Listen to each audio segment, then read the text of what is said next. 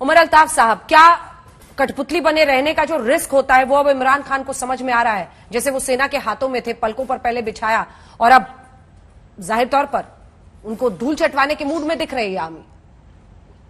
अंजना जी, पहले तो बहुत शुक्रिया कि आप अपने असली टॉपिक पे वापस लौट गई हैं, जो कि है इमरान खान के खिलाफ वोट ऑफ नो कॉन्फिडेंस। ठीक है जी, बात यह कि इमरान खान का देखें सर्वाइवल तो मुश्किल नजर आ रहा है बजाहिर, क्योंकि नंबर गेम में उनकी लिए मुश्किलात पैदा हो सकती हैं, मगर इमरान खान भी काफी डिटरमिन्ड है। और इस ऑपोजिशन जिस तरह की एक कोलिशन है, इनका कोई पार्टीज में कोई तालमेल नहीं है, हर पार्टी का अपना एक अलग एजेंडा है।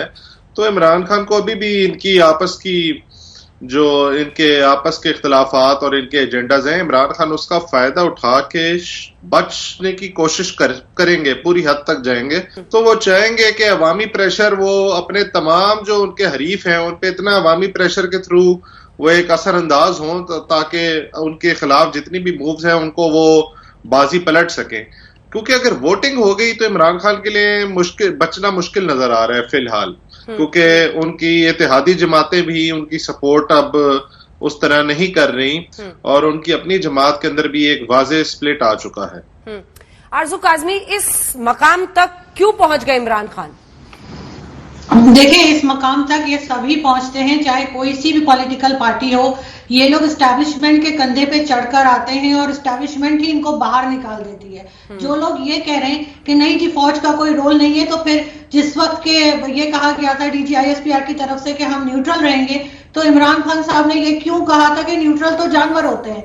वो किसको ललकार रहे थे, किसको बुला रहे थे? ये बात तो अब स्कूल के बच्चों को भी पता है कि पाकिस्तान में जो गवर्नमेंट आती है उसको एस्टैब्लिशमेंट लाती है और जब तक रखना होता है रखती है और जब निकालना होता है निकाल देती है। अपने अपने तरीके हैं, किसी के ऊपर करप्शन केसेस बनते हैं, किसी के ऊपर वोट ऑफ नो कॉन्फिडेंस आता है। तो वही चीज यहाँ पर भी हो रही है, जहां तक कहें कि जी बहुत लोग जमा कर लेंगे ये और 27 को पब्लिक बाहर आ जाएगी, तो पब्लिक के बाहर आने से कुछ नहीं होता और ना ही पब्लिक की इस तरह की सपोर्ट है, क्योंकि पब्लिक तो जो हमारे रिलीजियस पार्टीज है उनके साथ भी बहुत बाहर आती है, लेकिन वोट नहीं देती उनको। वो हुकूमत में कभी नहीं होते, कोई खास मुकाम पे नहीं होते, थोड़े से नंबर्स होते हैं उनके। इमरान खान साहब बुरी तरह से फॉरेन पॉलिसी में भी फेल हुए हैं, उनके जमाने में इकोनॉमी भी खराब हुई है, तरह तरह के उनके स्टेटमेंट्स जो हैं उसकी वजह से इंटरनेशनल एम्बैरेसमेंट भी फेस करनी पड़ी है पाकिस्तान को।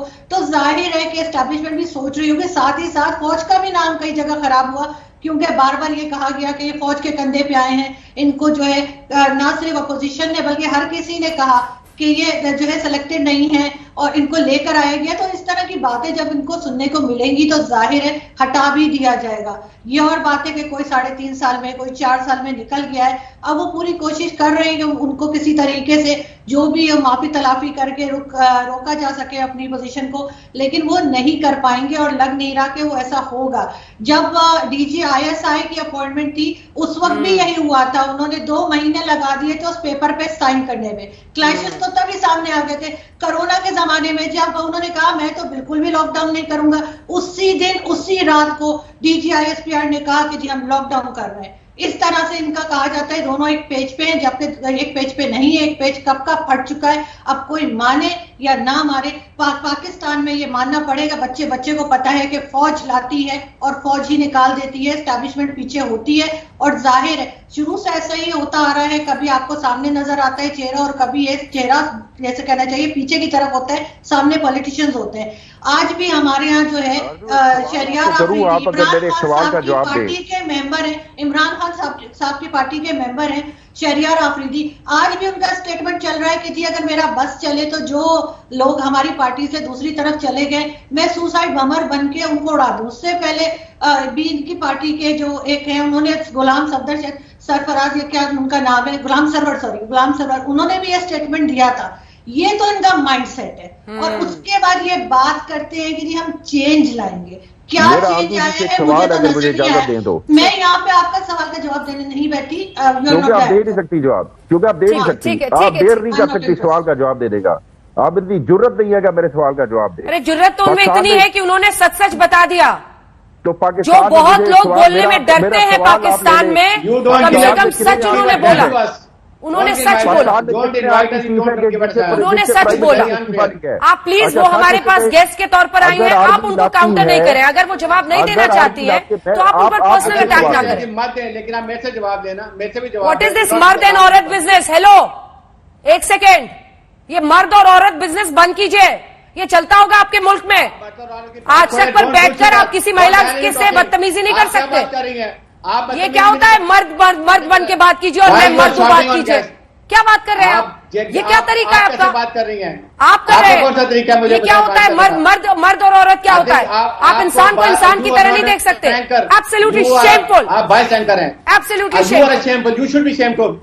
आपने मर्द क्यों कहा? You don't know how to behave. आप जस्टिफाई कीजिए, आपने मर्द क्यों कहा?